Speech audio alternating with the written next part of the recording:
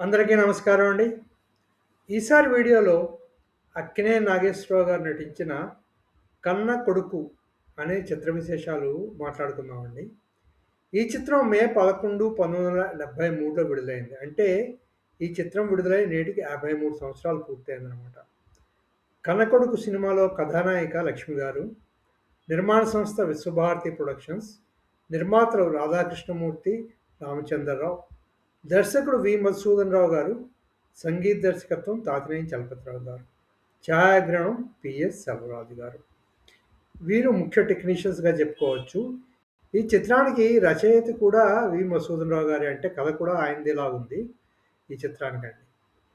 తర్వాత ఈ చిత్రంలో ముఖ్య పాత్రలు, పాత్రధారుల గురించి చూసుకుంటే అక్కినేని నాగేశ్వరరావు గారు పోషించిన పాత్ర కృష్ణ.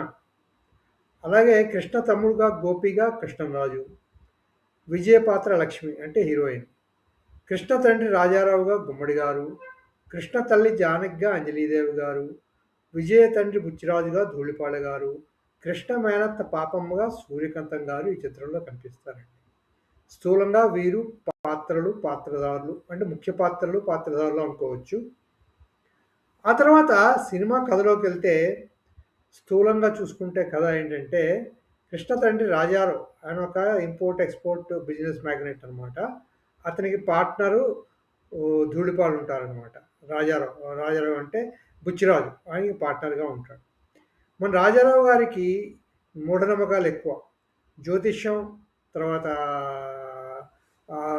నక్షత్రాలు, దాన్ని బట్టి పనులు చేయడాలు, ఇలాంటి పిచ్చులు ఎక్కువ అనమాట ఆయనకి. ఆయనకి పుట్టినప్పుడు కొడుకు పుడతాడు. పుట్టిన కొడుకు నష్టజాతకుడని, అంచేత ఆయన ఉంటే అన్ని నష్టాలే జరుగుతాయని ఆయన ఫ్రెండ్ అయిన జ్యోతిష్కుడు రావు చెప్తాడు. అందుకని చెప్పి రాజారావు ఏం చేస్తాడంటే పుట్టిన కొడుకుని తీసుకెళ్ళి ఒక చెత్తకుండి దగ్గర వదిలేస్తాడు. అతన్నే ఫాలో అయిన రాజారావు డ్రైవరు ఆ పిల్లాడిని తీసుకెళ్ళి తన చెల్లెల దగ్గర పెంచుతాడనమాట. అక్కడ అలా పెద్ద కొడుకు తప్పిపోతాడనమాట. తర్వాత కొన్నాళ్ళు గడిచాక చూపిస్తారు రాజారావుకి మళ్ళీ కొడుకు పుడతాడు. అతడే రెండో వాడు గోపి అనమాట. ఈలోగా పట్నం వస్తుంది. ఈలోగా ఏమవుతుందంటే డ్రైవరు మీద నిందామోరం మోపబడి అతనేమో జైలుకి వెళ్తాడు. అంచేత కృష్ణని పెంచుతున్న తల్లి అతన్ని పట్టుకొని పట్నంకి వస్తుందన్నమాట. వచ్చినప్పుడు ఈ జానకి దగ్గర ఆమె కనిపిస్తుంది. జానకేమో వాళ్ళని తన ఇంట్లో పని మనిషిగా పెట్టుకుంటుందన్నమాట. ఈ ఇంట్లోని పాపమ్మన్న ఆవిడేమో ఈ రాజారావుకి అన్నీ నూరి పోస్తూ ఉంటుందన్నమాట. కృష్ణ మేనత్త.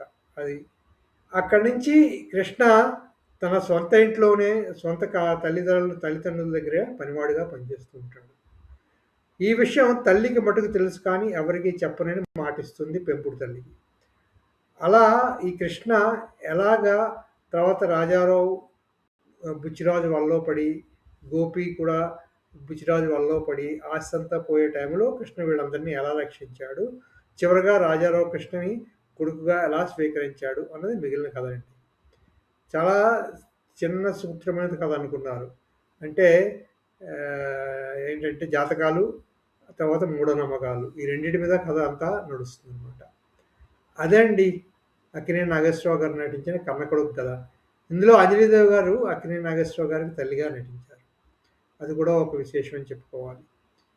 తర్వాత చిత్రంలో పాటలు ఉన్నాయి. అన్నీ తాతినేని చలపతిరావు గారు అనుకున్నాం కదా, 9 పాటలు ఉన్నాయి మొత్తం. అందులో పాటలు బాగుంటాయి. ఉన్నది నాకు ఒక ఇల్లు, ఉన్నది నాకు ఒక తల్లి అంది, తర్వాత తింటే గారెలే తినాలి అనే పాట ఒకటి ఉంటుంది.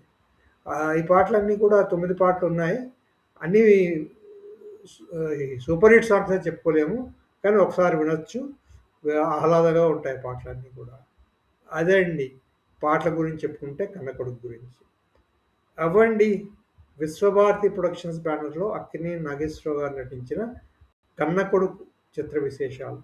ఈ చిత్రం అక్కినేని నాగేశ్వరరావు గారు చలనచిత్ర పరిశ్రమకు వచ్చి 30 సంవత్సరాలు పూర్తయిన సందర్భంగా వచ్చింది.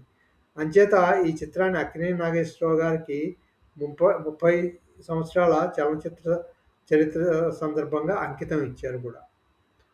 అవండి విశేషాలు. ఈ వీడియో మీకు నచ్చితే సబ్స్క్రైబ్ చేయండి, షేర్ చేయండి, లైక్ చేయండి. మళ్ళీ ఇంకో వీడియోలో మరో చిత్ర విశేషాలతో కలుసుకుందాము. అంతవరకు సెలవు. Thank you very much.